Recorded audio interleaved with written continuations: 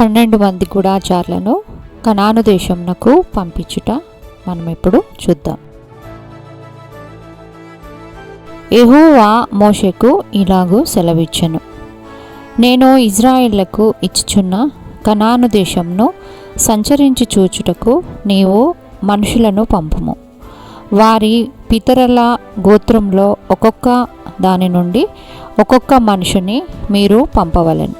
వారిలో ప్రతివాడు ప్రధానుడై ఉండవలెను. మోషే యెహోవా మాట విని పారాను అరణ్యం నుండి వారిని పంపెను. వారందరూ ఇజ్రాయిల్లో ముఖ్యులు.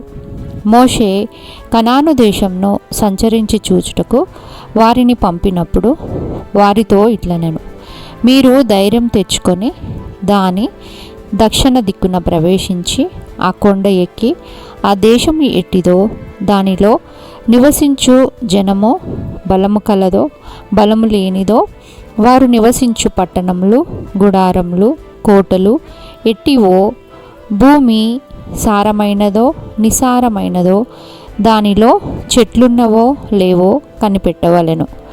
మరియు నీవు ఆ దేశపు పల్లెలో కొన్ని తీసుకొని రండని చెప్పాను.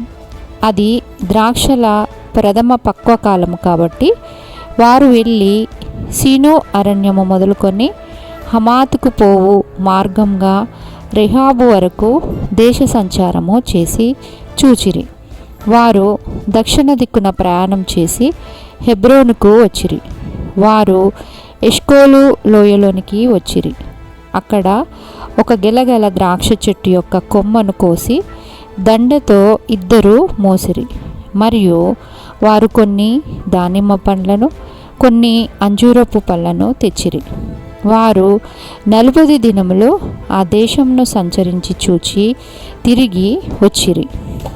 అట్లు వారు వెళ్ళి పారాను అరణ్యమందలి కాదేశులోనున్న మోషే అహరోన్ల యొద్దకును ఇజ్రాయిల్ల సర్వ సమాజము యొద్దకును వచ్చి వారికిని ఆ సర్వ సమాజమునకు సమాచారము తెలియజెప్పి ఆ దేశపు పనులను వారికి చూపించిరి.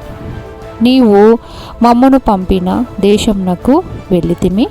అది పాలు తేనెలు ప్రవహించు దేశము. దాని పనులు ఇవి. అయితే ఆ దేశంలో నివసించు జనులు బలవంతులు. వారి పట్టణములు ప్రాకారములు కలవి. అవి మిక్కిలి గొప్పవి. కాలేబు మోషే ఎదుట జనులను నిమ్మలపరచి, మనము నిశ్చయంగా వెళ్ళుదుము, దాన్ని స్వాధీనపరుచుకుందుము, దాన్ని జయించుటకు మన శక్తి చాలును అని అనెను. అయితే అతనితో కూడా పోయిన మనుషులు, ఆ జనులు మనకంటే బలవంతులు, మనము వారి మీదకి పోజాలము అనిరి. దానిలో మాకు కనబడిన జనులందరూ ఉన్నత దేహులు, మా దృష్టికి మేము మిడతల వలె ఉంటిమి అని అనిరి. అప్పుడు ఆ సర్వ సమాజము ఎలుగెత్తి కేకలు వేసెను. ప్రజలు ఆ రాత్రి ఎలుగెత్తి ఏడ్చిరి. మరియు ఇజ్రాయిల్ అందరూ మోషే అహరోన్ల పైన సనుగుకొనిరి.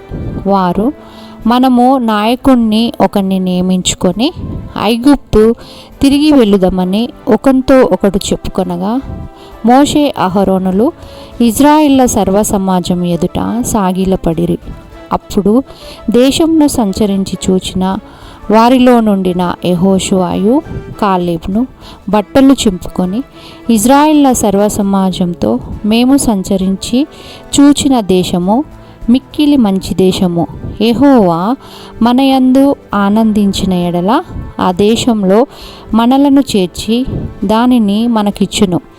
అది పాలు తేనెలు ప్రవహించు దేశము. మరియు మీరు యెహోవా మీద తిరగబడకుడి, ఆ దేశ ప్రజలకు భయపడకుడి, యెహోవా మనకు తోడయున్నాడు అని అనిరి. ఆ సర్వ సమాజము వారిని రాళ్లతో కొట్టి చంపవలననగా ప్రత్యక్షపు గుడారంలో యెహోవా మహిమ ఇజ్రాయేలందరికీ కనబడెను. యెహోవా, ఎన్నాళ్ళ వరకు ఈ ప్రజలు నన్ను అలక్ష్యం చేయుదురు? ఎన్నాళ్ళ వరకు నేను వారి మధ్యను చేసిన సూచక క్రియలన్నిటినీ చూచి నన్ను నమ్మకయందురు? 10 మార్లు నా మాట వినక నన్ను పరిశోధించిరి.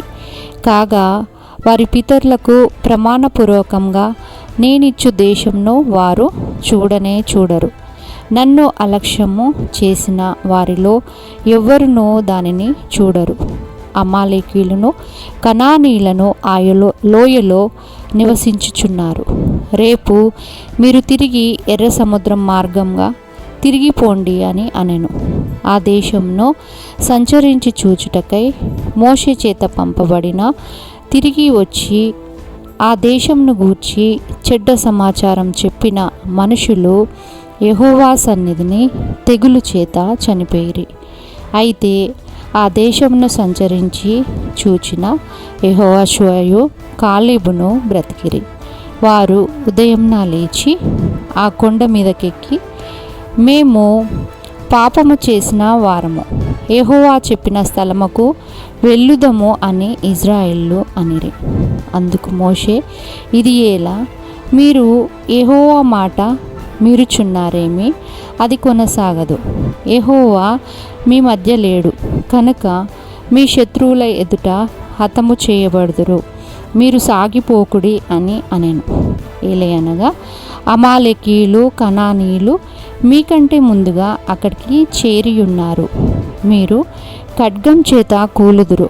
మీరు యెహోవాను అనుసరించుట మానితిరి కనుక ఇక యెహోవా మీకు తోడై ఉండడని చెప్పాను.